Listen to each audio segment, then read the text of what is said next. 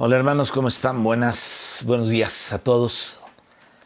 Estamos aquí para hablar de las cosas del Señor Jesucristo, para escudriñar la Escritura y ver todo lo que la Biblia, las riquezas que la Biblia tiene al hablarnos de Cristo. No hay un ser en el universo más rico que Cristo, un ser en el universo más admirable, más precioso que el Señor Jesucristo.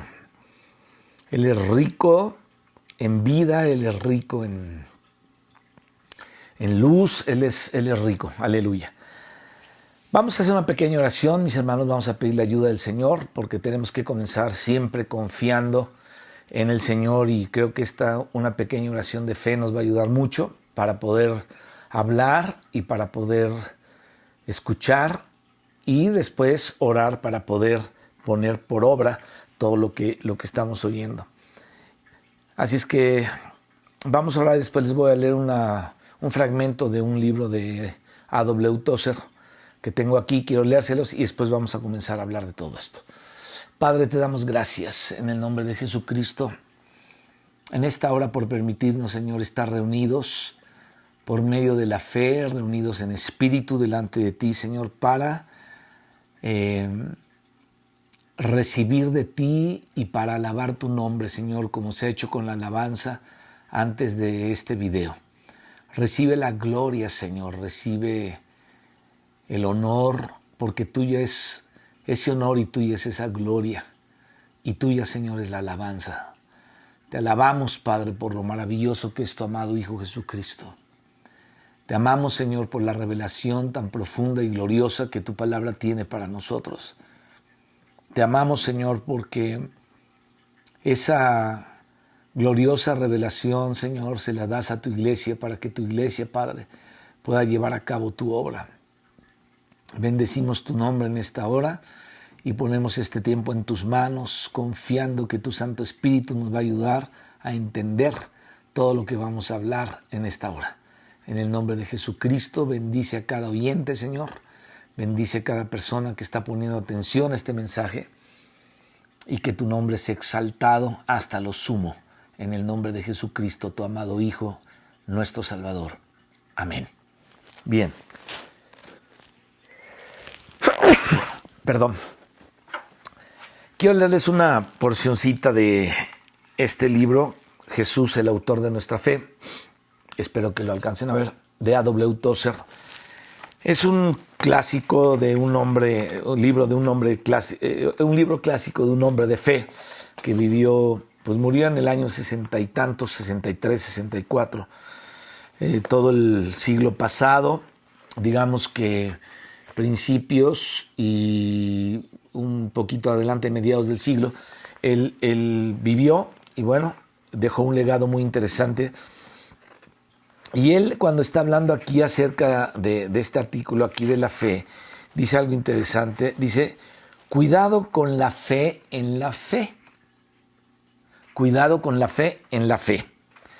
Dice, con frecuencia he advertido a hombres en el ministerio acerca de la gran responsabilidad que tienen cuando comienzan a predicar y aconsejar acerca de la fe. Es bien posible conducir a la gente al error de poner su fe en la misma fe. No creo que ninguno de nosotros crea que como cristianos podamos o debamos quedar jamás satisfechos con enfatizar nuestra fe en la fe. Ello resultaría en jactarnos acerca de la grandeza de nuestra fe y en intercambiar mutuos testimonios acerca de los resultados de nuestra fe. No sé si te das cuenta lo que está diciendo este hermano, ¿no? O sea, de repente llega un momento en que el cristiano empieza a presumir de su fe. Es que el Señor a mí me hizo esto y yo tuve mucha fe y entonces pude hacer aquello. Y como tuve mucha fe, el Señor llenó aquel lugar y de repente hablamos así. Entonces hay un intercambio de fe, ¿no? Como en una arena de box, fe contra fe. Y hay así. Entonces dice, no creo que ninguno de nosotros crea que como cristianos podamos o debamos quedar jamás satisfechos en enfatizar nuestra fe en la fe. Ello resultaría en jactarnos acerca de la grandeza de nuestra fe y en intercambiar mutuos testimonios acerca de los resultados de nuestra fe. repitiéndote lo que te leí. Entonces dice acá, recuerdo una vieja historia usada más de una vez como ilustración de sermones. Se refiere a un anónimo creyente cristiano que testificaba acerca de una gran fe y bien dispuesta a obediencia, diciendo, si el Señor me pidiera alguna vez que saltara a través de aquella pared de ladrillos, estoy dispuesto a hacerlo. Lo que quiere decir es que no deberíamos dedicarnos a magnificar nuestra propia fe. Más bien, debiéramos estar dispuestos a demostrar la fragancia del amor y de la gracia de Dios en nuestro caminar diario. No es apropiado magnificar la fe si al hacerlo así nos olvidamos de que nuestra confianza como creyentes no reside en el poder de la fe, sino en la persona y en la obra de nuestro Salvador Jesucristo. ¿Te acuerdas todo lo que estamos viendo y lo que hemos hablado estas últimas semanas y en semanas pasadas y en años pasados y en hace una década y hace 2 lustros y hace 3 lustros? ¿Sabes de qué estamos hablando? De todos los elementos de Cristo, de todo lo que la Biblia nos enseña aquí acerca del Señor Jesucristo, su obra de amor, su obra de gracia y todo lo que la Escritura habla, ¿no? Entonces dice este hermano, he oído a ministros decir que si la gente y sus congregaciones memorizaran más promesas bíblicas, de inmediato tendrían más fe. Estudia las Escrituras y descubrirás que no vas a tener más fe al considerar las promesas de Dios. La fe no reposa en las promesas, la fe reposa en el carácter, dice este hermano. La fe tiene que reposar en la confianza en aquel que hace las promesas. La fe dice, Dios es Dios. Él es un Dios santo que no puede mentir. Él es el Dios que es infinitamente honrado.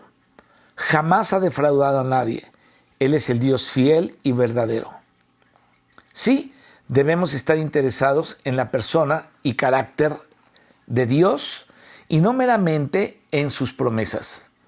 Por medio de las promesas aprendemos lo que Dios nos ha legado, aprendemos que podemos reclamar como nuestra heredad, aprendemos cómo debiéramos orar, pero la fe misma tiene que reposar sobre el carácter de nuestro Dios. Cuando pienso en los ángeles en el cielo que velan sus rostros ante el santo Dios que es absolutamente veraz, me pregunto por qué cada predicador no comienza a predicar acerca de Dios, quién es Él, cuáles son sus atributos, su perfección, su ser y por qué le amamos y por qué debiéramos confiar en Él. Es interesante, ¿no? Lo que escribe A.W. Tozer. Entonces, él continúa diciendo aquí en este artículo, debemos conocer a Dios mismo. Y es de lo que estamos hablando. Así es que gracias a Dios por todo esto. ¿Te acuerdas que hablamos la última vez acerca de las funciones múltiples de la sangre de Cristo? Y hablamos de 3 cosas importantes. La sangre frente a Dios, la sangre frente a nuestras conciencias, y la sangre haciendo frente a Satanás. Y tocamos todo eso. Hoy te quiero hablar de la cruz. Hoy quiero que hablemos de la cruz. Y las veces pasadas hemos visto el valor que tiene a los ojos de nuestro Padre la sangre del Señor Jesucristo que derramó en la cruz. Su aplicación ante Él, como te lo decía hace ratito, y también el valor que debe tener la sangre a los ojos de nuestra conciencia. ¿Y qué es lo único que nos libra de las acusaciones del diablo? La sangre de Cristo. Entonces, la sangre de Cristo frente a Dios, porque no nos podemos presentar sin eso. La sangre de Cristo frente a nuestras conciencias y la sangre de Cristo que nos libra de las acusaciones del diablo. Qué tremendo, ¿no? La vez pasada te comentaba que he oído hablar barbaridad y media acerca de la sangre de Cristo. ¿no? Tanto los que hablan en contra como los que hablan a favor. Hay un cuate que está un día leyendo ahí una especie de libro, un señor ahí en Guadalajara que se llama, creo, Casa de Oración, el lugar, en donde criticaba fuertemente, ¿no?, que el fetiche de la sangre, o sea, habló todo lo negativo, pero nunca habló cómo se aplica la sangre, porque no saben. No saben porque están leyendo este autor, están leyendo este otro autor, pero creo que necesitamos nosotros pensar un poquito en lo que la Escritura nos enseña, en lo que la Biblia habla, y tenemos que meditar en todo eso, entendiendo y contextualizando lo que el Señor habla acerca de todo esto. Desde el Antiguo Testamento, que se presentaban sacrificios de animales para ofrecer la sangre al Señor y purificar al pueblo, y purificar al sacerdote, y purificar los utensilios del lugar el atrio, el lugar santo y el lugar santísimo, todo lo que era el tabernáculo, ¿no? La sangre lo purificaba. Entonces, esa era una tipología. Ahora Cristo ha entrado al cielo, a un tabernáculo no hecho por hombre ni por mano de hombre, sino al mismo cielo, a la presencia de Dios, y dice que todo lo celestial también lo santificó por medio de su sangre, lo purificó, todo fue purificado. O sea, la Biblia tiene la respuesta a todo sin necesidad de que inventemos y sin necesidad de oír que vino el Espíritu en la noche y me reveló puras cosas extrañas de las que hable que no quiero hablar. Entonces, veíamos eso acerca de la sangre.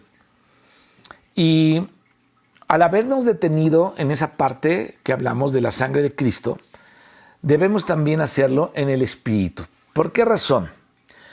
Porque en la medida en que Dios nos va revelando al Hijo, escucha esto que te voy a decir, el Espíritu lo va aplicando a nosotros. Por eso tú te has fijado que me he detenido en algunas cosas y digo, yo quiero adorar al Señor con esto. Eso es una aplicación del Espíritu. O sea, no se trata de mi elocuencia, porque tengo apuntes que he sacado de aquí, de allá, de la Escritura. O sea, esos son mis apuntes. Entonces no es mi elocuencia ni lo que yo traigo aquí, sino lo que estamos hablando de Cristo, la verdad que estamos tocando. Y entonces a veces me detengo para adorar a Dios con todas estas cosas, porque te insisto, en la medida en que Dios va revelando a su Hijo, el Espíritu Santo, lo va aplicando a nosotros. Entonces es necesario que sepamos tú y yo lo que el Espíritu Santo nos da. No nos da temblorinas de cabeza ni de cuerpo, no nos tira al suelo y nos ponemos así, no nos revolcamos haciendo como un animal en el suelo, no empezamos a gritar desaforadamente como locos. No, eso no te da el Espíritu Santo. Ahora tú dices, ¿por qué no te da eso? Pues porque no lo veo en la Biblia. Yo no lo veo en la Biblia.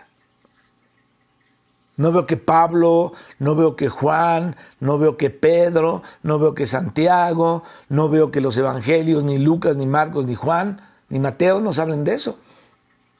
Ni en el Apocalipsis, ni en ningún lado, ¿no? Como una vez le pregunté a una persona que cree en todas estas cosas y que las practica, no sé de dónde viene, pero las practica, dice él que es de Dios. Pero le pregunté, oye, ¿por qué esto así? Pues es que Daniel, Juan cuando vio al Señor y se cayó. O sea, ¿qué tiene que ver con todo lo de ahora, no? Cuando le dicen, Espíritu Santo, tíralo ya, ahora, más, ¿no? Hablan terriblemente raro. No se trata de eso. Tenemos que darnos cuenta, y te lo repito, es necesario que sepamos lo que el Espíritu nos da. ¿Por qué es necesario que lo sepamos? Para creerlo. Es como decir, Señor, ¿qué más tienes ahí? Porque anhelo creer todo lo que tú me revelas. En la Escritura, obviamente. Anhelo creer todo lo que tú me revelas. Y entonces, por medio de la fe, tú y yo lo podemos disfrutar. ¿Te das cuenta? ¿Por qué? Porque la experiencia del hombre, mi hermano, no proviene ni de la religión. la experiencia real espiritual del hombre no proviene de la ley, sino proviene de la revelación del don de Dios. De ahí viene la experiencia verdadera. Entonces, hablemos acerca del Evangelio de su Hijo, porque acuérdate que Jesucristo mismo es el Evangelio. Pero vamos a hablar de todo esto. Fíjate, en la epístola del apóstol Pablo a los Romanos, en el capítulo 1, versículo 1, podemos ver parte de toda esa panorámica que está contenida, ¿no? En donde, bueno, más bien en esa panorámica que contiene las dádivas de Dios. Aquí en el Evangelio, en Romanos lo podemos ver. Y comienza esta carta diciendo: Pablo, siervo de Jesucristo, llamado a ser apóstol, apartado para el Evangelio de Dios. ¿Por qué Dios apartó a Pablo para su Evangelio? ¿O para qué? Para su Evangelio. Dice aquí: apartado para el Evangelio de Dios. Y nos está recordando las propias palabras del Espíritu, cuando en Hechos menciona a Saulo diciendo: apartadme a Bernabé, dice aquí, y a Saulo para la obra que los he llamado. Es bien interesante cuando tú sabes que eres apartado por Dios para la obra que te ha llamado. Y entonces eres clave para la iglesia, eres una persona clave para la iglesia. Ahora, ¿quiénes son claves para la iglesia? Todo el cuerpo de Cristo. Todo el cuerpo de Cristo. Entonces, aquí vemos que estas palabras se las dijo el Espíritu a los discípulos: apartadme a Bernabé y a Saulo para la obra a que los he llamado. Luego, regresando a Romanos 1, ¿no? Continuando con el versículo 2, dice aquí algo muy interesante acerca del Evangelio. Dice Pablo, siervo de Jesucristo, llamado a ser apóstol, apartado para el Evangelio de Dios. Que el Dios había prometido, es decir, que el Evangelio de Dios era una promesa. O sea, cuando tú y yo comprendemos todo el mensaje de la Biblia, sobre todo el mensaje neotestamentario, que está apoyado en el Antiguo Testamento, y que el Antiguo Testamento viene a ser la tipología, pero en el Nuevo Testamento es la realidad del Evangelio. Bueno, todo eso, que es el Evangelio completo, que es todo el mensaje de Cristo, ese es el Evangelio de Dios, había sido prometido por Dios. Entonces Dios nos dio una promesa, el Evangelio. Fíjate, tú y yo tenemos aquí la promesa de Dios, que tenemos que abrazar y que tenemos que guardar en nuestro corazón, porque el Evangelio es la promesa de Dios. Entonces dice que Él, o sea Dios, había prometido antes. Es decir, insisto, el Evangelio de Dios era una promesa. Y entonces vemos que hay pasajes y que hay también profecías de la Biblia en donde se pronuncia el Evangelio. ¿Por quién? Por los profetas del Señor, en las Santas Escrituras. Entonces ahí Dios había prometido el Evangelio acerca de su Hijo. Como dice aquí el texto completo. Déjame ir acá, Romanos, capítulo 1, otra vez acá. Fíjate, dice aquí: Pablo, siervo de Jesucristo, llamado a ser apóstol, apartado para el Evangelio de Dios, que Él había prometido, o sea, Él es Dios, antes por sus profetas, dice aquí, en las Santas Escrituras. Ahora, este Evangelio, ¿de qué se trata? Y dice aquí claramente acerca de su Hijo.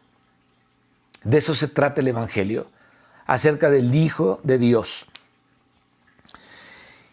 Y entonces nos damos cuenta que de una manera clara Dios con esto, o el Espíritu de Dios por medio de Pablo, nos está revelando de una manera clara cuál es el contenido central de las buenas noticias que nos llegan de parte de Dios y que ya desde el comienzo Él ha venido anunciando, como por ejemplo cuando Dios le dice a Moisés, os levantará profeta, hablando de Dios, Dios os levantará profeta de entre vuestros hermanos como a mí, y toda alma que no oiga aquel profeta será desarraigada, ¿no? Esto lo recordaron los discípulos también en Hechos 22 y 23, Hechos 3, 22 y 23, ¿no? Entonces, aquel profeta de quien Dios el Padre habla es Jesús, es su propio Hijo, aleluya.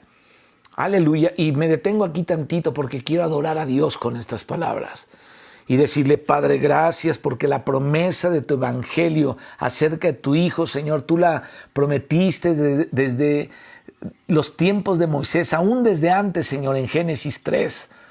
Señor, y tú prometiste, precioso Señor, hablando acerca de ese profeta que iba a salir de en medio del pueblo de Israel y que la gente tenía que escucharlo porque el que no lo escuchara sería desarraigado de tu pueblo. Y ese Señor profeta es Jesús, tu amado Hijo, quien es digno de la gloria y la alabanza. Aleluya, por siempre. Amén. Entonces, el Evangelio es acerca de Él. El Evangelio es acerca del Hijo. ¿Cómo nos llegan las buenas noticias de Dios? Las buenas noticias de Dios llegan en el Hijo y nos muestran quién es Él y nos muestra qué hizo. Las Escrituras nos muestran qué hizo a favor nuestro. ¿Quién? Dios a través del Hijo, que es el profeta que había prometido. Y Romanos continúa con la descripción de todos estos aspectos que son fundamentales de la persona de su Hijo Jesucristo, del Hijo de Dios, y que son también su aspecto divino y su aspecto humano, diciéndonos nuestro Señor Jesucristo, que era del linaje de David según la carne, ahí habla de la encarnación del Verbo, de la encarnación de Cristo, de la que ya hemos hablado, que fue declarado Hijo de Dios con poder según el Espíritu de Santidad por la resurrección de entre los muertos. ¿Dónde está esto? Romanos 1, del 1 al 4. Es lo que comprende esto. Entonces, tú y yo tenemos que darnos cuenta que el Hijo, Jesucristo, Él siempre ha sido Hijo. Pero esto de ser declarado es sobre ser reconocido. Es decir, esto de ser declarado trata de lo que es ser reconocido públicamente ante nosotros. O sea, Cristo siempre ha sido el Hijo de Dios, pero cuando dice que debe ser declarado o que será declarado, quiere decir que públicamente se va a enseñar ante nosotros y debe ser reconocido públicamente el Señor ante nosotros. ¿Para qué?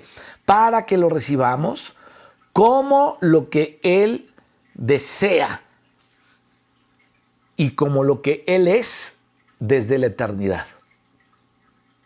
Ese es el precioso Señor Jesucristo. Y por quien recibimos la gracia, versículo 5, y el apostolado para la obediencia de la fe. Primero viene la gracia, dice aquí la Escritura, que es dada por el Hijo. Luego viene el apostolado. Entonces tiene que haber fe, tiene que haber fe. Y de la fe, es que surge la obediencia. Podemos decir, sin lugar a dudas, que sin fe no habría obediencia, porque una de las manifestaciones más importantes de la fe es la obediencia. Más que volar y más que azotarse y más que tu silla vuele para allá y que hay un remolino, o sea, es la obediencia. Más que eso.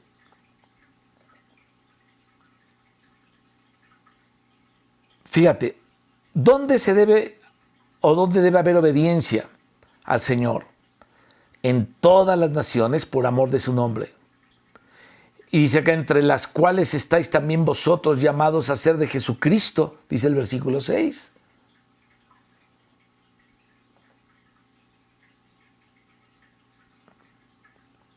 Hay un denominacionalismo,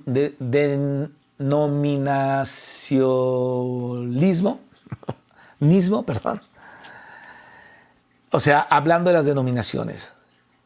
Denominacionalismo, esa es la palabra. En toda la cristiandad. Un montón de denominaciones y de títulos. ¿No? Si todos ellos comprendieran lo que significa llamados a ser, dice aquí el apóstol, por el Espíritu. Entonces, poder comprender eso significa que nosotros pertenecemos a Cristo, no a un partido, sino a estar encabezados, fíjate lo que te digo, guiados y llenados por Jesucristo. No pertenecemos o sea, no hay competencia en la iglesia del Señor. No existe delante de Dios eso. Eso existe en la cristiandad. Porque hay muy poca comprensión acerca del Evangelio que trata acerca del Hijo de Dios prometido desde siglos atrás por medio de los profetas. A todos los que estáis en Roma, amados de Dios, llamados a ser santos, versículo 7. El original dice simplemente llamados santos. ¿Por qué? Porque Él ya nos hizo santos, Él ya te apartó. Todo aquel que viene a Él, el Señor lo aparta. Entonces, si somos hijos y somos santos de origen, entonces. O sea, ya el Señor nos apartó y ya somos santos de origen. Dice, gracia y paz a vosotros de Dios nuestro Padre y del Señor Jesucristo. Fíjate, el objetivo aquí de esta carta es presentarnos el Evangelio acerca del Hijo de Dios. Eso es lo que dice aquí Romanos. Es decir, el que había sido prometido en las Escrituras por los profetas, en su humanidad y en su divinidad, y lo que Él hizo por nosotros, lo que Él entrega a nuestra fe para que no solamente como personas, sino como naciones, podamos obedecer a Dios. Pídeme y te daré por herencia las naciones, dice la Escritura. Entonces, así le habla el Padre al Hijo. Dice, y pídeme y te daré por herencia las naciones. Qué interesante. Entonces, esos son las iglesias, son las naciones salvas, ¿no? No es que una nación sea salva. O sea, ¿tú de qué nación me puedes hablar que sea salva? Dime, ¿Guatemala, la Ciudad de México, o nuestro país? ¿O Estados Unidos? ¿Crees que sea salvo? ¿O Canadá? ¿Crees que sea salvo? ¿Rusia? ¿Crees que sea salvo Polonia? ¿Crees que sea salvo Yugoslavia? ¿Crees que sea salvo Alemania? Esas no son las naciones salvas. Las naciones salvas son las iglesias en cada nación que están avivadas, que son el candelero que está alumbrando en un tiempo de oscuridad. Qué importante es que entendamos eso. Entonces, vemos que son las naciones salvas y no solamente bendición a las almas de los hombres, sino también a los espíritus, a los cuerpos y a las familias. Entonces, el Cordero había de comérselo por familia. O sea que la redención, mi hermano, tiene, como le decíamos la otra vez, en una ocasión, no me acuerdo si estamos hablando de esto, creo que sí, en unas pláticas anteriores, tiene un aspecto corporativo. La salvación tiene un aspecto corporativo porque es para bendición de las naciones, para bendición de las familias de la tierra. En tu simiente serán benditas todas las naciones, dijo el Señor. ¿Quiénes son los benditos de las naciones o las naciones benditas? Todas las naciones benditas, pues todos los que creen en Jesucristo y todos los que pertenecen a la simiente de Abraham en las naciones. En esta epístola a los Romanos también podemos ver una panorámica de la venida del Hijo de Dios a morir por nosotros y pasarnos por su cruz. Y este es el capítulo intermedio que podemos ver entre la sangre y el espíritu, la cruz. Fíjate, está la sangre del Cordero y está el espíritu, pero en medio es un capítulo aquí que es la cruz. Entonces podemos hacer una pregunta. ¿La sangre no tiene que ver con la cruz? Sería una pregunta. Obviamente sí tiene que ver con la cruz, claro que sí. No habría sangre redentora, obviamente, sin la cruz. Solo que lo que vamos a ver en la palabra del Señor es esto, que la cruz es mucho más profunda. Entonces hablemos del significado de la cruz. Vamos un poquito más al fondo de todo esto. Como primer hecho, vemos que la cruz nos muestra de una manera objetiva el sacrificio del Señor Jesucristo. Es decir, ahí estaba Él muerto en la cruz. Y la cruz nos muestra al Señor Jesucristo muerto en la cruz. Bueno, de una manera objetiva. Al mismo tiempo, la cruz también nos crucificó a nosotros juntamente con Cristo. Esto ya no es tan así, pero la Biblia nos enseña esto. O sea, tan objetivo, ¿no? Pero está ahí esta situación. Es otro segundo aspecto. Y entonces, de eso habla Romanos, al presentarnos todos esos aspectos distintos de la cruz. Fíjate, Él tomó nuestra naturaleza. ¿Y para qué tomó nuestra naturaleza? Naturaleza humana, ¿para qué la tomó? Para ponernos en sus hombros. Obviamente, Él nos puso encima de Él, sobre sus hombros, como una vestidura, y nos cargó y nos introdujo en la gloria. Dice Pablo en otra parte, sentándonos en lugares celestiales. Y nos escondió en Él, en Dios, o nos escondió con Él en Dios. Entonces, fíjate en esto tan glorioso. Cristo ascendió a la diestra del Padre y en Él estamos escondidos todos los que creemos. Ahí estamos escondidos con Él en Dios. Aleluya. Necesitamos adorar a Dios por esto y decirle, Señor, gracias.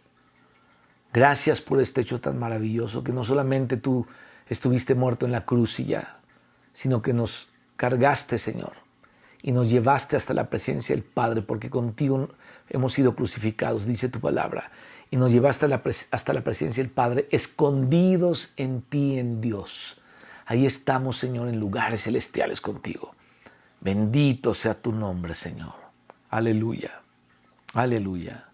Entonces, tú y yo no subimos solos. Tú y yo no subimos solos, sino que más bien Él bajó, nos puso sobre sus hombros, ascendió con nosotros y nos sentó con Él en lugares celestiales, dice aquí la Escritura. ¿Qué es todo eso? Eso es lo que hace el Evangelio del Hijo, que trata acerca del Hijo.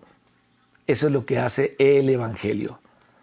Ponernos en el Hijo para que al estar en Él estemos también en el seno del Padre por medio de Cristo su Hijo.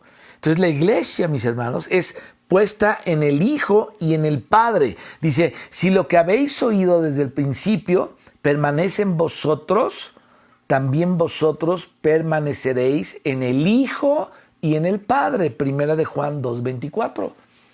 Pues fíjate qué precioso es el Evangelio y ve de qué se trata este Evangelio acerca del Hijo de Dios,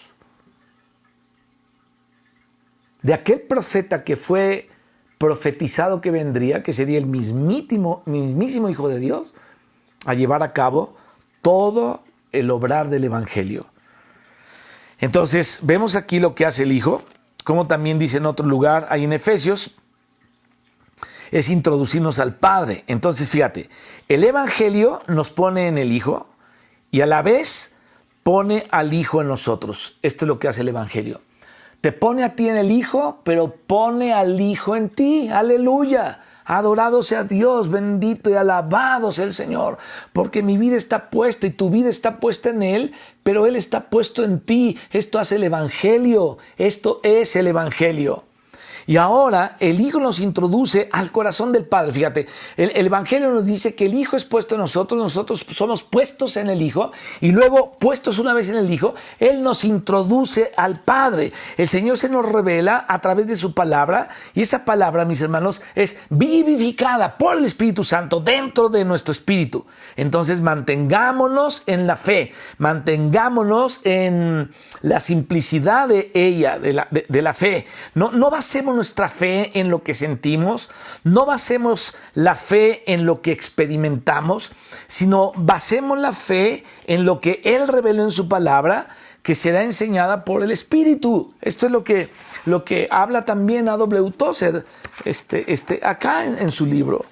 Lo dice de otra manera. O sea, no tenemos que tener fe en tantos hechos. Eso es decir, no, es que yo estaba enfermo, pero el Señor me sanó. Qué bueno, qué bueno, qué bueno, qué bueno. Pero nunca engrandezcas tu fe. Es bueno escuchar esos testimonios, yo no digo que no, pero necesitamos aprender más acerca del Hijo, de lo que es el Evangelio, cómo es que el Hijo está en nosotros, nosotros en Él, y luego Él nos esconde y nos presenta delante del Padre. ¡Qué gloria es esta tan tremenda! En verdad que sí. Gloria al nombre del Señor. Gracias a Dios que no basamos nuestra fe en lo que experimentamos, sino la basamos en lo que reveló su palabra y que nos va a ser enseñado por el Espíritu. Mateo 16, 18 dice, sobre esta roca, ¿no? Esta roca es la revelación que el Padre nos da acerca del Hijo. Dice, edificaré mi iglesia. Entonces la iglesia es edificada con revelación. La iglesia es edificada con revelación.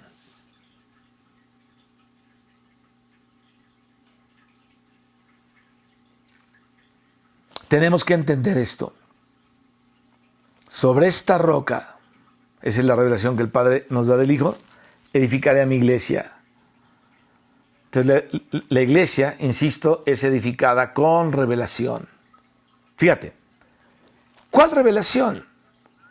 En una revelación que viene por parte de Dios acerca de su Hijo, con la cual nosotros ahora contamos y recibimos con gratitud, decirle, Señor, gracias por el Evangelio de tu Hijo Jesucristo, gracias por tu Evangelio que nos pone en el Hijo y el Hijo nos pone en el Padre. ¡Qué gloria más grande es esta!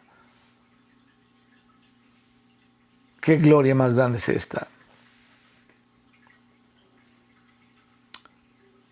Y decirle a Dios, Señor, lo recibimos con gratitud porque nadie lo merecemos. Nadie lo merecemos. Siempre que Satanás nos lleva al territorio de querer merecer, ¿no? Yo merezco esto porque me porto bien, hace 15 días que no golpeo a mi cónyuge, entonces ya Dios me debe dar algo, ¿no? Entonces Satanás nos mete en ese asunto de querer merecer algo, y siempre que nos lleva ahí ese lugar para hacernos caer de la gracia del Señor y entrar en la necedad de la soberbia, donde somos muy buenos, donde somos los mejores, en la locura y en la presunción, y ese es un terreno bien peligroso. Déjame decirte algo, muchos cristianos andan ahí presumiendo su fe, presumiendo todo lo que hacen, lo que obtienen por tanta fe que obtienen esto y aquello, y que tienen más y más porque tienen fe en lo que dice aquí. Y yo digo, ay, nanita chula, creo que no es por ahí. Bueno, fíjate,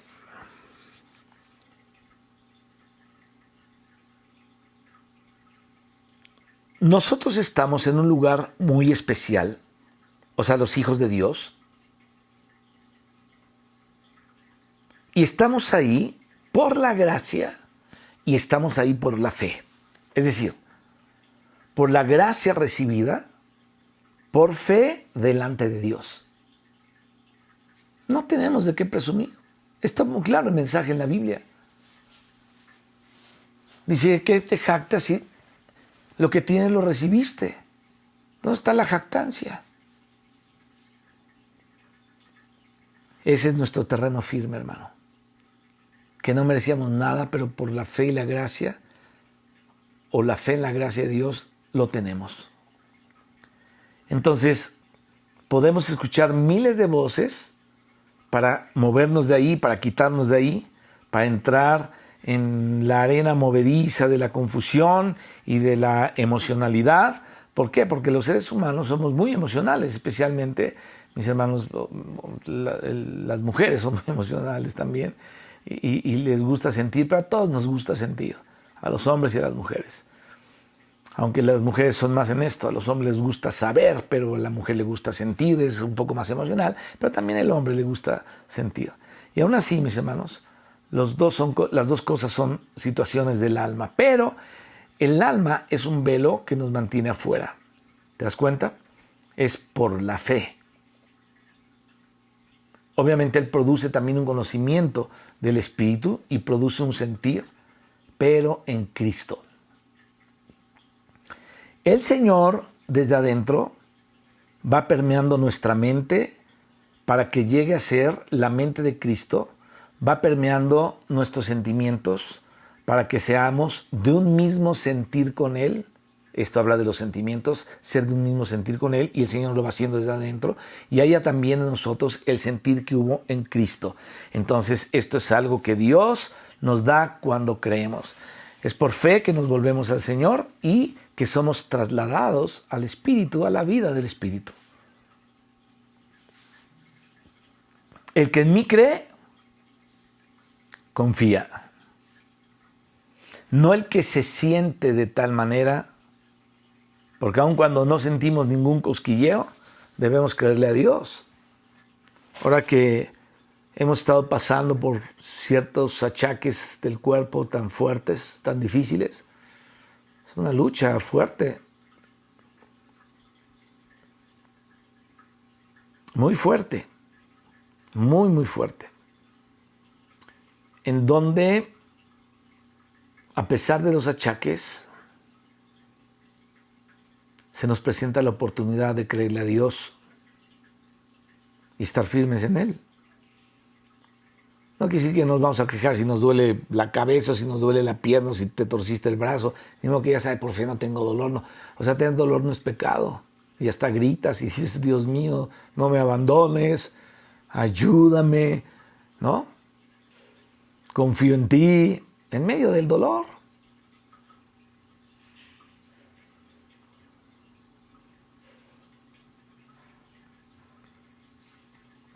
Así es que tenemos que entender esto de una manera muy clara. Es por la fe.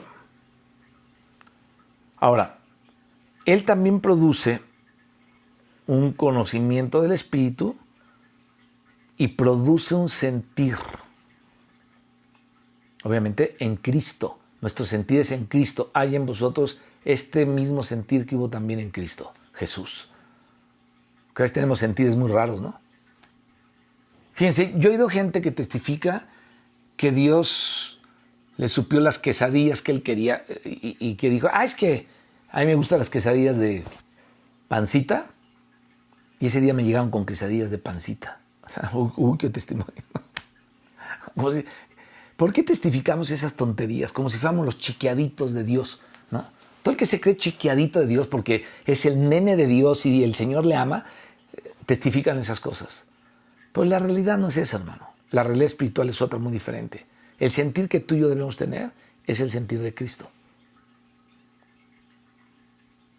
Y aunque vengas con 1000 pruebas de tus quesadillas, que así fue, y de los chicharrones que te gustan y que te los trajeron y que ese día te gustó porque Dios te chiqueó con todo eso, puedes decir lo que quieras, pero eso no tiene que ver con lo que estamos hablando ni con lo que la Biblia dice.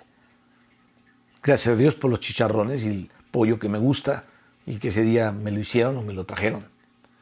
Pero no se trata de eso. Fíjate, el Señor desde adentro va permeando nuestra mente. Eso es importantísimo. ¿Para qué? Esto es lo importante. Para que llegue a ser la mente de Cristo. Él va permeando nuestra mente para que llegue a ser la mente de Cristo. Y también nuestros sentimientos para que seamos de un mismo sentir con Él. Adoremos a Dios con esto. Y oremos con esto y decirle, Señor, trabaja en mi ser, con tu espíritu en mi espíritu, para que mi mente llegue a ser la mente de Cristo. Y Señor, mi sentir llegue a ser el sentir de Cristo y podamos cumplir, en vosotros este mismo sentir que hubo en Cristo Jesús. Oh Señor, bendito sea tu nombre. Esto es algo que Dios nos da cuando creemos. Entonces es por la fe que nos volvemos al Señor y que somos trasladados al Espíritu. El que en mí cree, confía, te lo decía hace ratito, y te insistí en esto para que lo podamos entender como lo debemos de entender. Ahora,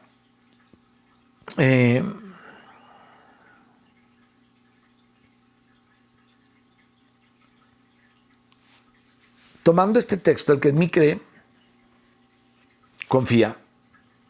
No el que siente, como te decía hace ratito, algo o de tal manera, porque te decía que a pesar de que no sentimos, debemos creer en Dios. Entonces, creamos que Dios, mis hermanos, nos ama, aunque no sintamos nada. Porque a veces sentimos que Dios no nos ama, ¿sí o no? Estoy buscando un lapicito que ya no tengo aquí. A veces sentimos que Dios no nos ama. Y decimos, no, pues es que Dios ya me abandonó. ¿Cuántos de ustedes han sentido eso? Que de repente, pues es que Dios no me oye, Dios, hago las oraciones y Dios no las oye. No, sí te oye. Algunas no te oye, pero otras sí te oye. Cuando hacemos la oración correcta, Dios nos oye. Pero Dios está ahí. Entonces, aunque no sintamos nada, debemos saber que Él nos ama, debemos creerle a Dios. Fíjate, el enemigo es el que nos hace sentir que no somos amados, que no somos apreciados, llegando a creer esas mentiras y llevándonos a la depresión. Ahora, obviamente estoy hablando de un cristiano normal, de un cristiano que está en Dios, ¿no? Que de repente llegan estas situaciones de lucha, estas situaciones difíciles, y el enemigo te hace sentir algo que no es lo que Dios dijo, ¿no? Pero si tú eres un cristiano pecaminoso, un cristiano carnal, si eres un cristiano que da problemas y luego te sientes deprimido, pues oye, ni modo que te sientas en la plenitud del Espíritu, ¿no? Qué bueno que te sientes deprimido si eres así, para que voltees tu rostro a Dios y te arrepientas, ¿no? Pero en otras ocasiones también el enemigo viene para traer una depresión y podemos llegar a acostumbrarnos a ese complejo de inferioridad que es la base de comparación o a base de comparaciones y de rivalidades, de envidias y de jactancias, ¿no? ¿Sabes por qué muchos cristianos no se pueden ver ni hablar? Por las envidias y las jactancias. Y creen que están bien cuando están en el pecado más espantoso que pueda haber, un pecado de orgullo que apesta.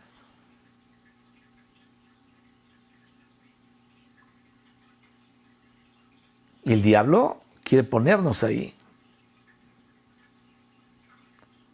Así es que creamos, como dice Juan, nosotros hemos conocido y creído el amor que Dios tiene para con nosotros. 1 Juan 14, 16. El amor es por la fe. Dice que el evangelio de Dios y la justicia es de Dios por fe y para fe. Romanos 1, 17. Entonces, mis hermanos, hay que creer y seguir creyendo, permaneciendo en la fe, guardando hasta el fin la esperanza, nunca mirándonos a nosotros mismos, que es cosa muy difícil, no mirarse a uno mismo, ni siendo guiados por sentimientos. De hecho, acordémonos que el arca tenía unas varas para que fuera cargada. ¿Te acuerdas que estaba el arca y tenía unos anillos y ahí se metían unas varas para que los sacerdotes la cargaran? Y entonces el arca tenía que circular, tenía que ser transportada. Y esto nos habla de la circulación, nos habla del fluir de Cristo desde nuestro espíritu. Entonces Él nos indica su dirección a nuestra alma y nuestra alma percibe la dirección del espíritu y entonces caminamos así delante de Dios. De su interior correrán, dijo en Juan 7:38, ríos de agua viva. ¿En el interior de quién? De todos los que crean en Él. Correrán ríos de agua viva. Y con esta palabra podemos ver que hay un fluir, hay un circular que nos está mostrando la función de esa barra para cargar el arca y que el arca circule. Y así también, mis hermanos, que Cristo circule, que fluya desde el interior, dándonos la dirección en el lugar santísimo, ¿no? Desde el santísimo nos va a dar dirección y tiene que fluir, tiene que salir, tiene que moverse. Entonces nosotros en nuestro espíritu recibimos una indicación suave porque el Señor no va a decidir por nosotros. Eso corresponde a nuestra parte, la decisión.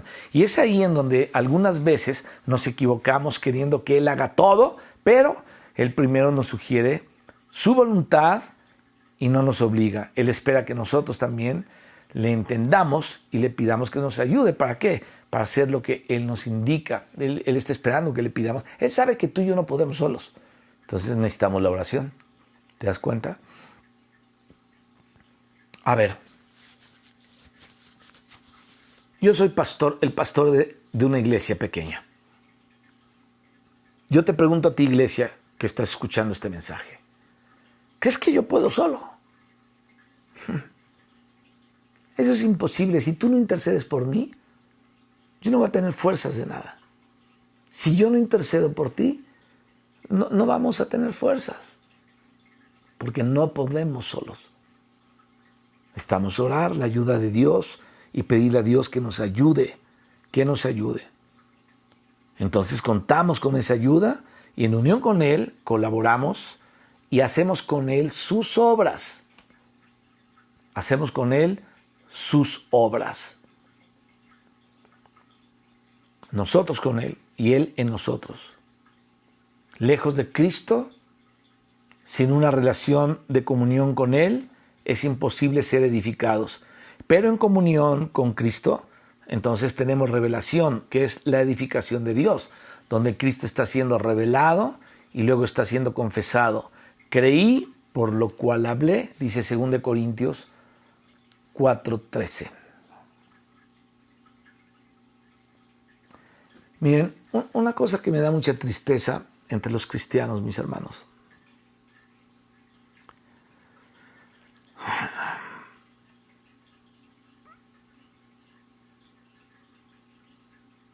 Es que es muy fácil romper las relaciones. Es muy fácil romper las relaciones con los cristianos.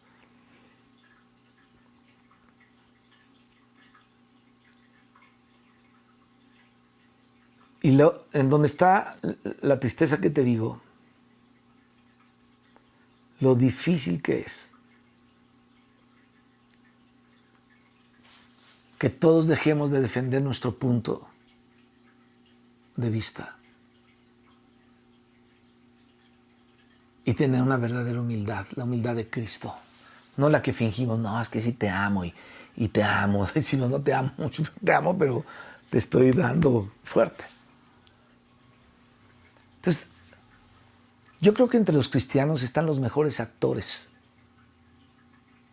de toda la tierra, mejor que los de Televisa y los del Canal 3 y mejores actores que de Hollywood están en el cristianismo.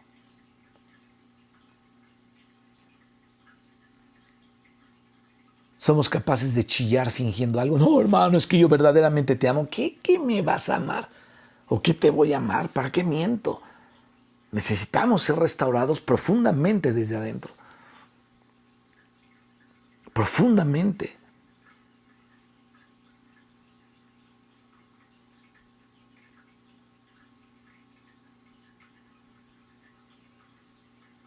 Pues te digo que lejos de Cristo, sin comunión con Él es imposible ser edificados.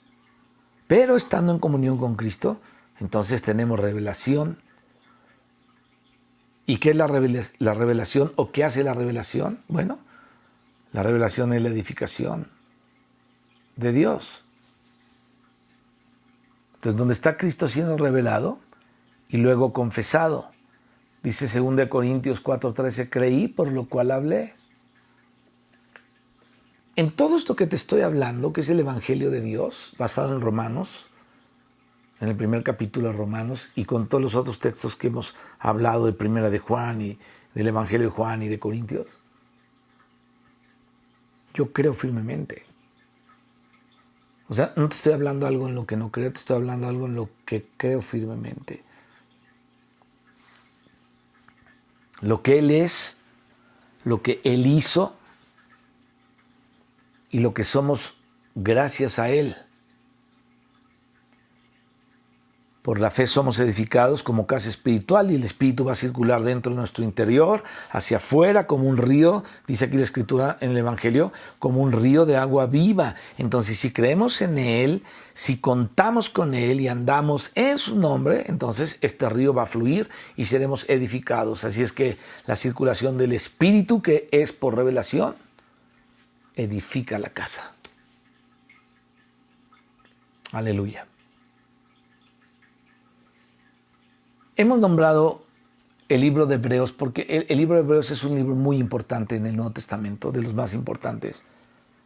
Obviamente también está Efesios, que es un libro muy profundo. Efesios es un libro muy profundo. Pero Hebreos es un libro también muy singular. Y en el capítulo 9 nos habla de las ordenanzas de culto.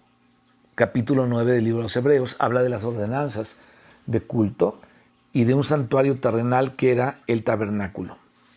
Y entonces este tenía una disposición establecida de sus partes y de sus elementos, y el fin de todo esto es que el Espíritu Santo diera a entender algo propio del Nuevo Testamento a la iglesia.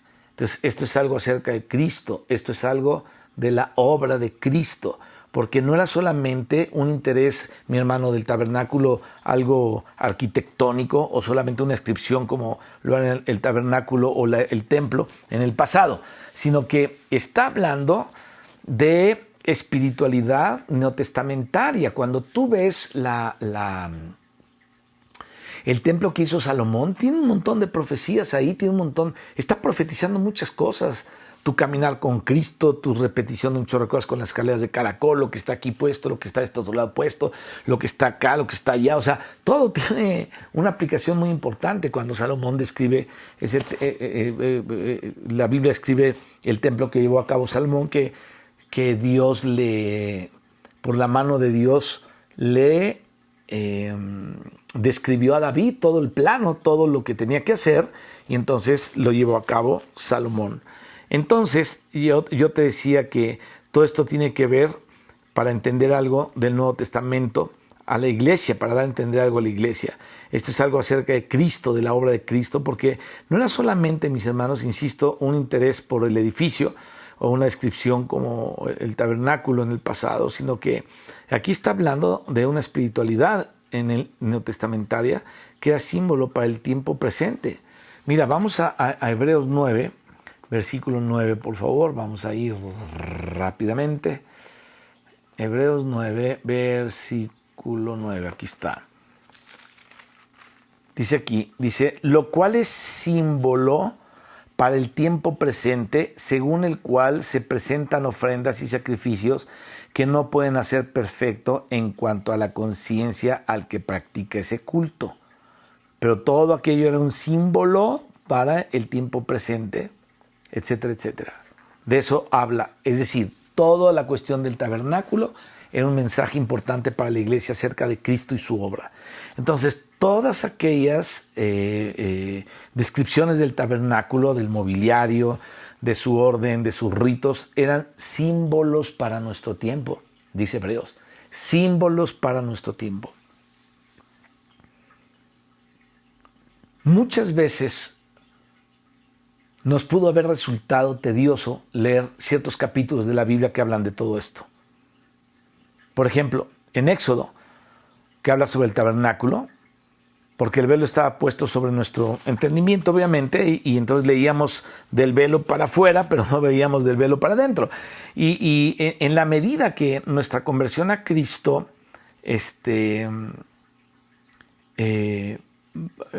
ha sido y vamos avanzando en todo eso, porque la iglesia es edificada en la revelación de Jesucristo, el velo, mis hermanos, va siendo quitado. Es decir, a medida que volvemos nuestro corazón al Señor, dice Pablo en Corintios, el velo va siendo quitado y entonces comenzamos a entender la realidad o las realidades espirituales y también nuestra propia experiencia espiritual, porque esa experiencia espiritual tuya y mía están descritas en esos símbolos. Dios organizó en su sabiduría, fíjate cómo es Dios organizó y Dios dispuso esas cosas para hablarnos a nosotros ahora. Eso dice Hebreos 9:9. Para hablarnos a nosotros ahora, en este tiempo, el tiempo de la iglesia. Aunque se escribieron hace muchos años, eso está puesto ahí para hablarnos justamente a nosotros. Esto lo necesitamos entender. Lo necesitamos entender. Ahora, Dios organizó para eso todo esto, para hablarnos en la era del Nuevo Testamento acerca de todo esto, que es el Evangelio mismo de Dios, ¿no? Es el Evangelio de Dios. ¿Cuál es el hoy del que habla la Biblia? Ese es el hoy del que habla la Biblia.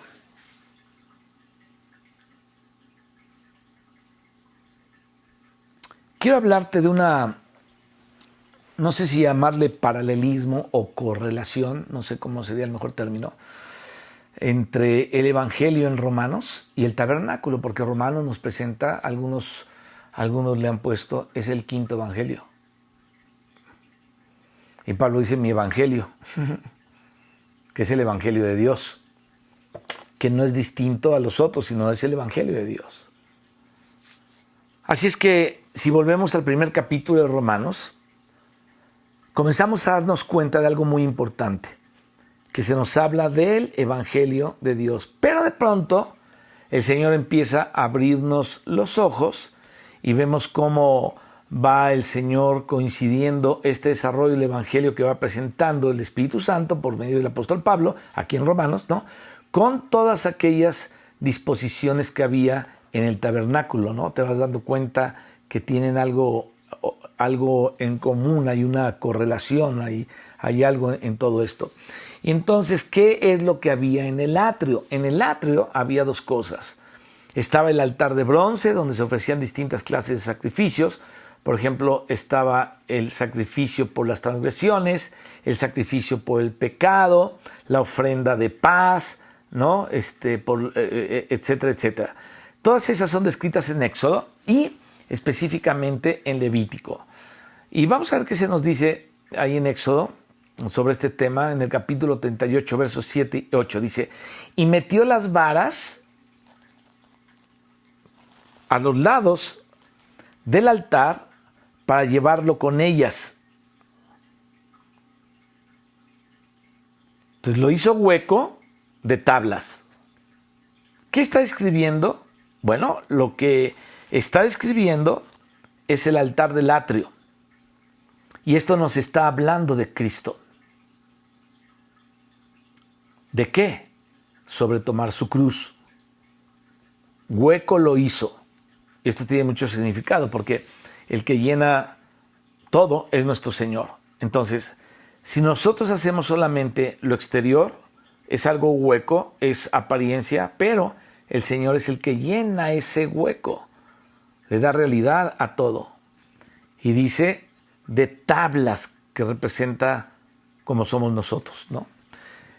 Hablaba yo con un joven ayer. Se llama, ¿cómo dijo que se llamaba? Ismael. Y le estaba yo predicando el Evangelio. Le estaba predicando. Me dice, no, es que yo estoy decepcionado. Y le empecé a hablar. Entonces se quedó así, lo invité a que viera las conferencias porque él estaba trabajando, yo abusé un poquito de lo que estaba haciendo con él, un trámite ahí de algo, y entonces le empecé a hablar de Cristo. Entonces yo le decía esto, estamos vacíos, porque él decía, es que yo soy bueno, dice, yo no me considero malo. Le dije, mire, ese es uno de los engaños más grandes del diablo, porque por más que logres tus metas, por más que logres lo que te propusiste lograr, cuando llegues ahí te vas a sentir vacío, porque siempre vas a necesitar a Dios. Estás hueco, estamos huecos. Dios es el que nos llena. Y le hablaba algo de esto precisamente. Entonces él se quedó sorprendido. Gracias a Dios por eso. Espero que el Señor toque el corazón de este joven Ismael. Y entonces también hizo la fuente de bronce, dice aquí la escritura, su base de bronce, ¿no? Una vez hablamos de esto, no me acuerdo si lo hablamos, que en la base de bronce había espejos que las mujeres traían a la puerta del tabernáculo de reunión. Y entonces cuando las mujeres, que aquí es una figura de la iglesia, velaban a la puerta del tabernáculo de reunión, que fue indicación de Dios que tomaran esos espejos, se hicieran una fuente de bronce para lavarse, cuyo fin era mirarse a sí mismo. Esto está tremendo. O sea, nos debemos mirar a nosotros mismos. Ahora, aquí hay algo. O sea, cuando nos miramos a nosotros mismos desde una perspectiva fuera de Dios, tú vas a decir, soy bueno, como decía este joven. Es que yo soy bueno, yo nunca me he considerado malo, ¿no? Pero cuando te ves según la perspectiva de Dios y te consideras a ti mismo, dices, híjole, soy un monstruo, soy otra cosa yo. Así es que aquí había que mirarse a sí mismo en esos espejos, y esa fuente de bronce estaba y era en el atrio. En el atrio, no estaba en el lugar santo, ni estaba en el lugar santísimo, estaba en el atrio. En el atrio, ya lo hemos visto y te estoy hablando de algo que conoces, había dos muebles. Uno era el altar de bronce y otro era la fuente de bronce donde se lavaban y se ponía agua, y donde los sacerdotes podían verse a sí mismos y lavarse, porque si uno no se ve, no te puedes lavar. Si no te ves a ti mismo con los ojos del Señor, ¿cómo te lavas? Si todo estás bien lo que haces. Entonces, ¿cómo te lavas? ¿Te das cuenta? Las mujeres dejaron sus espejos que eran para mirarse a sí mismas, ¿no? Se peinaban, se embellecían, se maquillaban seguramente. Esos espejos no eran como los de ahora, ¿no? Que tienen muchas cosas. Eran de bronce, bruñido, bien lijados. Ahora tienen otra cosa que se llama nitrato de plata o no sé qué tienen. Pero eran bien lijados y no eran de vidrio. Entonces, había dos cosas en el atrio.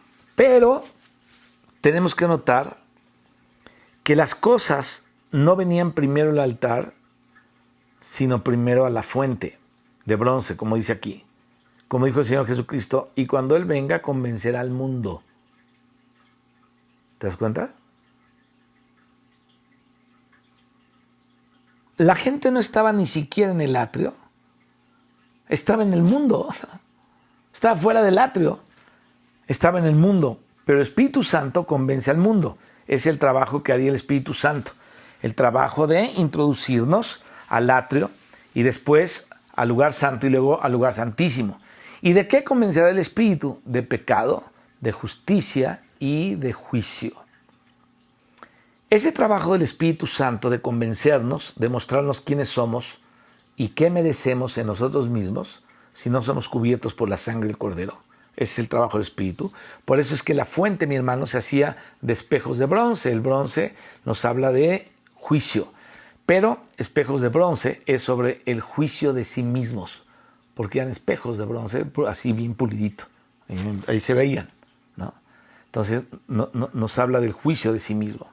Entonces cuando abrimos Romanos, ya desde el capítulo 1 al 3, empezamos a descubrir la fuente de bronce. Esos 3 capítulos, tú ya los has leído, estoy seguro que los has leído, nos hablan de la fuente de bronce. Y luego desde la mitad del 3 y el 4 nos habla del altar de bronce. Es decir, antes de hablarnos del altar de bronce, nos habla de la fuente de bronce hecha con espejos de bronce para juzgarse a sí mismo a la luz de esos espejos.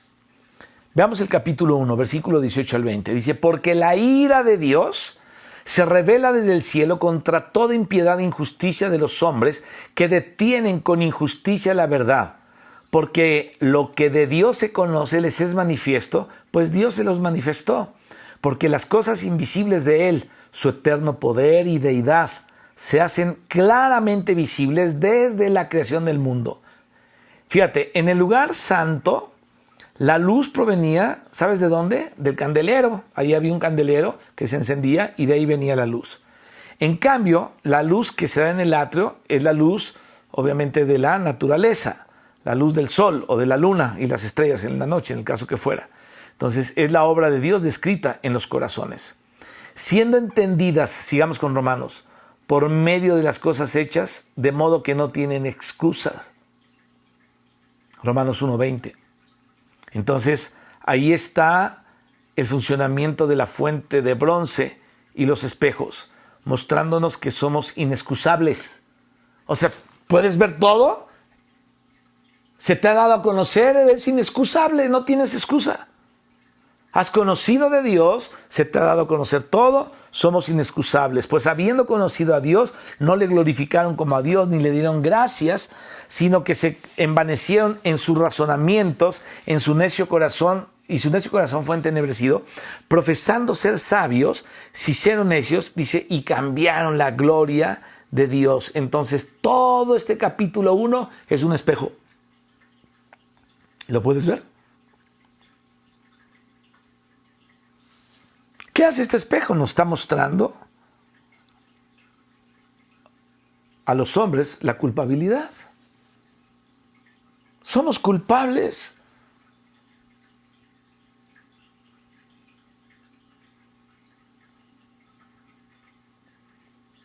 Estas porciones de la palabra de Dios son las herramientas, mi hermano, del Espíritu Santo, para convencer al mundo de pecado, de justicia y de juicio. De eso se trata. Pero el mundo no es solamente los impíos, sino también los religiosos. Porque la religión humana es parte del mundo también. Escucha esto, la religión humana es parte del mundo. Es la parte religiosa del mundo.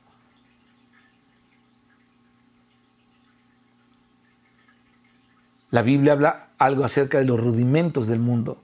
¿Y cuáles son los rudimentos del mundo? No mires, no te vistas, no tomes, no comas, ¿no? Es decir, todos los reglamentos exteriores, todos los reglamentos religiosos de los estoicos, pero sin depender de la gracia de Dios y sin Cristo. Hay muchas religiones en el mundo tratando de agradar a Dios por sus propias fuerzas. Incluso aquí en la Biblia se habla de los judíos. Dice, por lo cual eres inexcusable. Ahí sigue el Espíritu Santo convenciendo al mundo, incluidos los judíos religiosos y también los evangélicos religiosos, y también nosotros como religiosos somos inexcusables. No tenemos excusa, ¿me explico? Quien quiera que seas tú que juzgas, pues en lo que juzgas a otro, dice, te condenas a ti mismo porque tú que juzgas a otro haces lo mismo. Luego llega el capítulo 3, en el versículo 9, diciendo, ¿qué pues? ¿Somos nosotros mejores que ellos? Qué gusto que el apóstol Pablo puso este somos, ¿no? En ninguna manera, pues ya hemos acusado a judíos y gentiles que todos están bajo pecado. Entonces, ¿cuál es el primer trabajo del Espíritu Santo? Convencer al mundo de pecado, de justicia y de juicio. Como está escrito, no hay justo ni aun uno, no hay quien entienda, no hay quien busque a Dios. Todos se desviaron. Entonces aquí está componiendo el apóstol Pablo un salmo compuesto de pedacitos de salmos. Un pedacito de un salmo, otro pedacito de otro salmo, ¿no? El Espíritu Santo, obviamente fue el que hizo esto. Él se los juntó todos, porque eran varios espejos. E hizo una sola fuente de todos estos espejos. ¿Para qué? Para que los sacerdotes se vieran a sí mismos. Y decir, ¡oh, qué horror! Necesito un cambio, necesito el perdón, necesito ser limpio, ¿no? Porque no por ser sacerdote van a entrar sin limpiarse y sin necesidad de la sangre. Se necesita la sangre y se necesita ser limpio, aunque sean sacerdotes. No sé si te puedes dar cuenta de que en estos primeros 3 capítulos, del primero, el segundo, y hasta la mitad del tercero, está la fuente de bronce que utiliza el Espíritu para convencernos de pecado y de justicia. ¿Qué tal que fuera solamente de pecado? Sería terrible. Pero el Espíritu Santo es lo opuesto a Satanás, que acusa a los hermanos. En cambio, el Espíritu Santo es llamado consolador. Es decir, Él te muestra y luego te da la alternativa para ser consolado. Que recibas el perdón y que a los pies de Cristo llores y a los pies de Cristo te conviertas, a los pies de Cristo seas sanado, a los pies de Cristo seas renovado, ¿no? Y Él no solamente nos convence de pecado, sino también de justicia. Y en esta justicia está lo que el Señor Dios hizo en Cristo a nuestro favor. Esa es la justicia. O sea, el Espíritu Santo me convence de todo lo que Dios hizo en Cristo por mí. Porque somos justicia de Dios en Cristo Jesús. Qué tremendo. Juan el Bautista decía, yo necesito ser bautizado por ti y tú vienes a mí. Pero Jesús le respondió, deja ahora porque así conviene que cumplamos toda justicia. Fíjate. ¿Por qué dijo esto Jesucristo? Porque Él venía a tomar sobre sí el precio de nuestros pecados. Por eso es que Él se bautizó y también nosotros nos bautizamos. ¿Por qué? Porque nos identificamos con Él en su muerte. Jesucristo murió, dice aquí la Escritura, en nuestro lugar y gracias a Dios que no solo murió, sino que también resucitó para darnos su vida. Tenemos la vida del Señor por causa de la resurrección. Entonces nosotros fuimos puestos en Él, lo llevamos a la cruz, pero Él fue puesto en nosotros y nos pasó por la cruz y también por su resurrección y su ascensión. Aleluya. Aleluya. Adoremos a Dios por esto. Porque nos llevó, nos puso en la cruz, nos pasó por la cruz, por su resurrección, por su ascensión y nos puso en la gloria. Qué tremendo, qué tremendo. Ahora, continuando con el capítulo 3, llegamos al altar de bronce, pero solamente que todo lo que hay ahí es lo que dice la ley y lo dice a los que están bajo la ley para que toda boca se cierre, Romanos 3:19. Entonces, para eso son los espejos de bronce, para mostrarnos quiénes somos, dónde está nuestra pretendida sabiduría, ¿no? Nuestros pretendidos méritos. Entonces, ¿qué hace la ley? Expone nuestra condición caída, eso ya lo sabemos, ¿no? Entonces, todo el mundo queda bajo el juicio de Dios, ya que por la obra del Espíritu, por la obra de la ley, ningún ser humano llegó a ser justificado delante de Él, porque por medio de la ley es el conocimiento del pecado. Romanos 3, 19 y 20. Por eso, mis hermanos, la ley colocaba una fuente de bronce de espejos en el atrio. Entonces, el primer trabajo del Espíritu Santo es convencernos de pecado. Esta es la entrada a la vida eterna. Este es lo que da el nuevo nacimiento cuando reconoces tu pecado. Porque mientras estamos contentos con nosotros mismos, no pedimos perdón y tenemos la razón en todo, pensando que el otro merece nuestras críticas o merece lo que sea, pero no nosotros. Sin embargo, cuando nos alumbra la luz, nos vemos a nosotros mismos y dejamos de pensar en nosotros y comenzamos a pensar en nosotros mismos, y entonces la ley nos conduce como un ayo a Cristo. La ley nos encerró bajo pecado, nos descubrió dejándonos sin salida, pero hay una puerta que el Señor Jesucristo es y solamente Él nos puede perdonar. Entonces reconocemos que todos somos pecadores, somos una miseria y que solamente por su sangre es la que nos lleva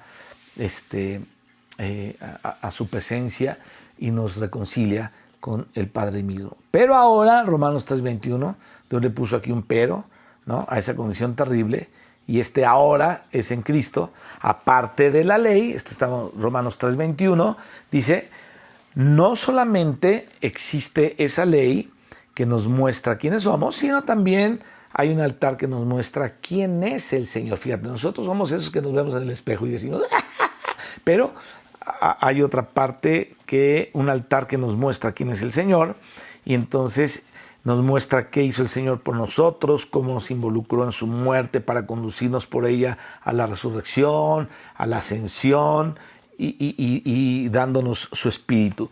Entonces se ha manifestado, dice Pablo, pero ahora se ha manifestado la justicia de Dios. Entonces vino a convencernos de pecado, de justicia, y ahora no solamente está la fuente, sino que también está el altar de bronce, y ese es el atrio. Estamos hablando del atrio. Entonces ese es el atrio. Entonces, estos primeros capítulos de Romano es lo que nos describen el atrio y la experiencia espiritual ahí en el atrio. Qué interesante. ¿Por qué? Como dice Hebreos, porque aquello era símbolo del tiempo presente. Era un símbolo, pero esta es la realidad. Por lo tanto, el tiempo presente empieza por aquí en el atrio. Bueno, dice Romanos 3:21, testificada por la ley y por los profetas. La justicia de Dios por medio de la fe en Jesucristo. ¿Cuál es el fin de la ley? Conducirnos a Cristo. Por eso ahora todos los que se dicen judíos mesiánicos que quieren seguir guardando la ley están equivocados, que me perdonen, aunque digan Yahshua Hamarisho, Shakalaisho, Shokolosho, lo que digan en hebreo, que lo sepan el hebreo, ¿no? Están equivocados. Cuando quieren guardar la ley y guardar el sábado otra vez.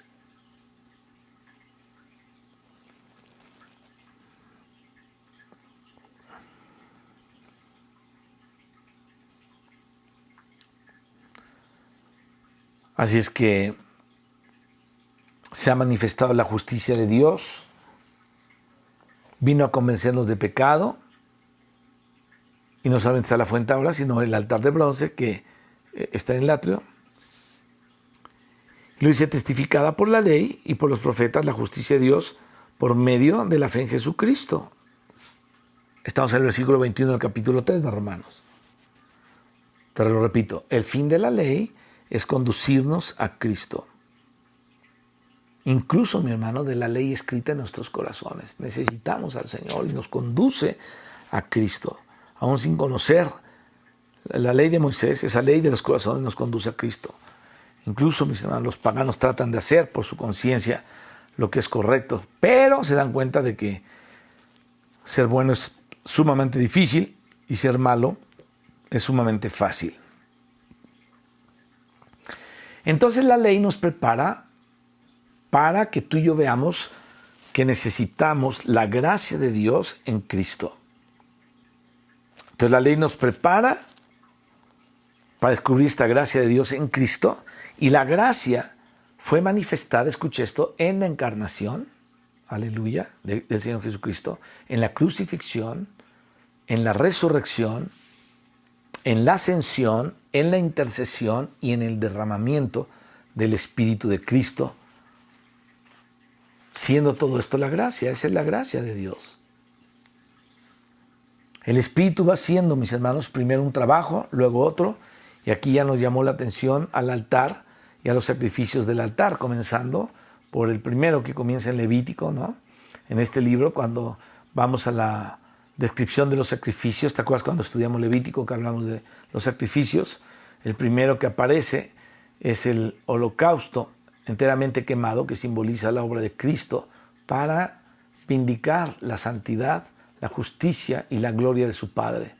Entonces, después, en relación a nuestra necesidad, descrito el sacrificio por las transgresiones, después por el pecado, después por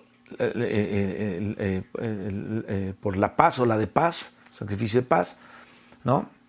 Que nos habla del perdón y de la crucifixión con Cristo, de la reconciliación con Dios, que es lo que habló el apóstol Pablo aquí en Romanos 3. Dice, porque no hay diferencia, dice en el 3:22.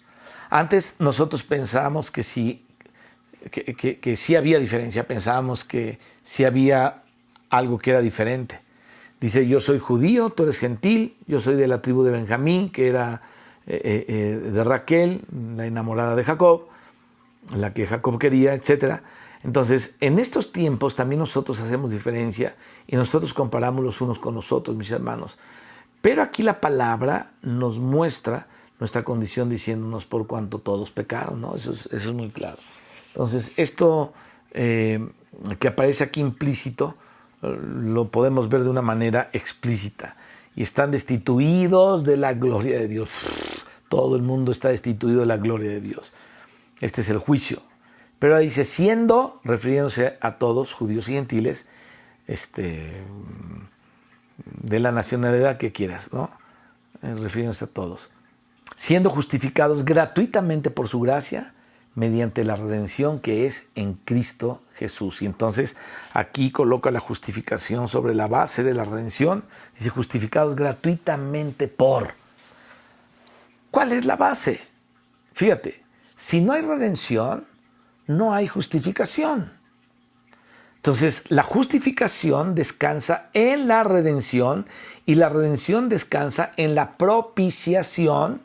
Y por eso dice a continuación que la redención es en Cristo, a quien Dios puso como propiciación por medio de la fe en su sangre. Romanos 3:25. Es el 24 y el 25. Aleluya.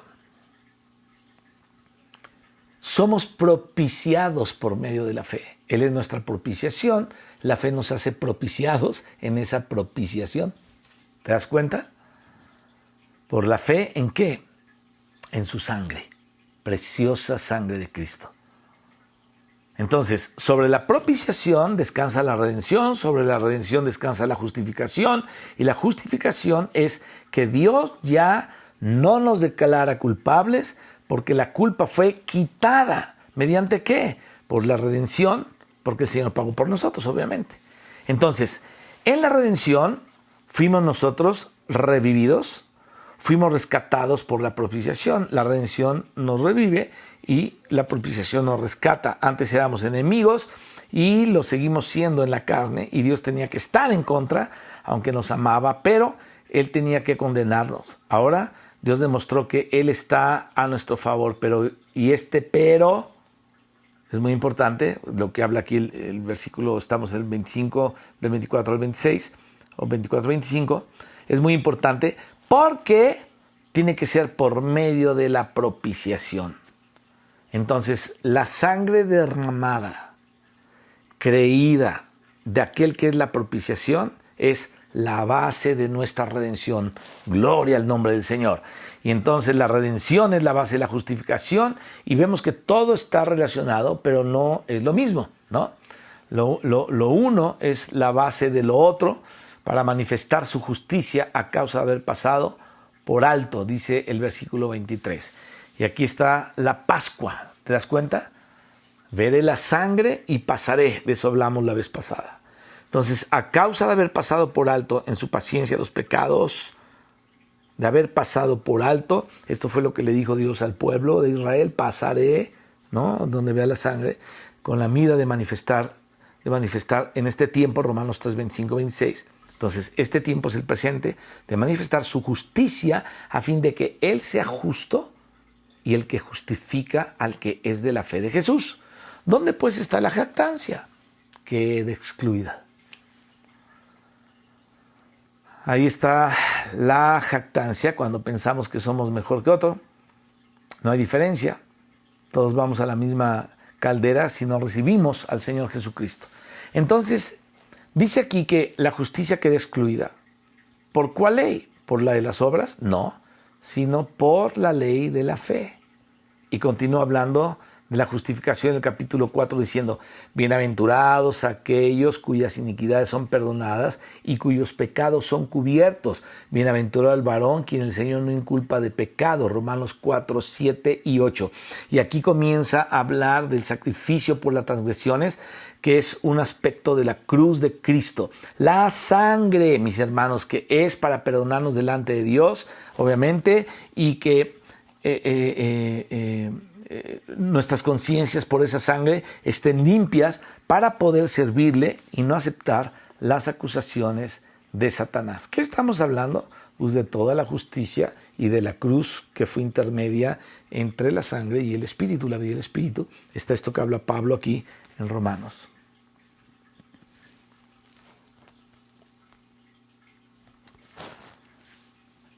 Ya me tardé 1:28 y ya le quiero parar aquí. Vamos a continuar la siguiente vez hablando acerca del Evangelio de Dios, hablando acerca de Cristo, conociendo con más detalle algunas cosas como esta. Qué precioso es Dios. Padre, cuántas gracias te damos, Señor, por Jesucristo y por toda tu obra que anunciaste desde antes, Señor, que iba a ocurrir.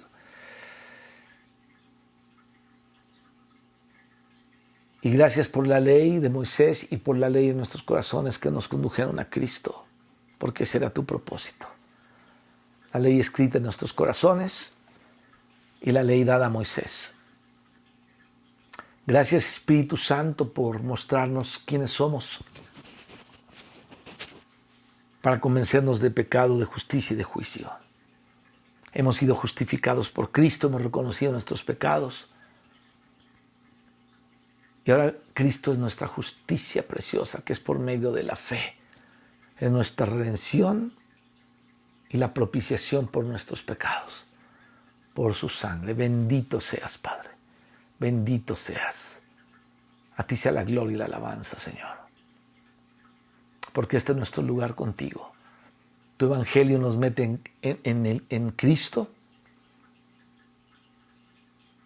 Cristo está en nosotros. Y Él nos esconde en Él y nos lleva a la presencia del Padre mediante toda esta justificación, mediante toda esta redención, mediante toda esta propiciación. A ti sea la alabanza y la gloria por siempre, Señor. Siempre te adoramos, Señor. Te adoramos, Señor. En el nombre de Jesús. Amén. Aleluya.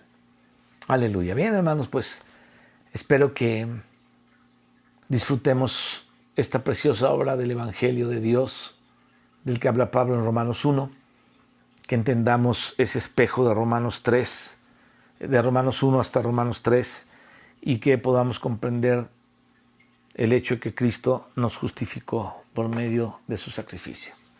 Dios les bendiga, nos vemos en la próxima.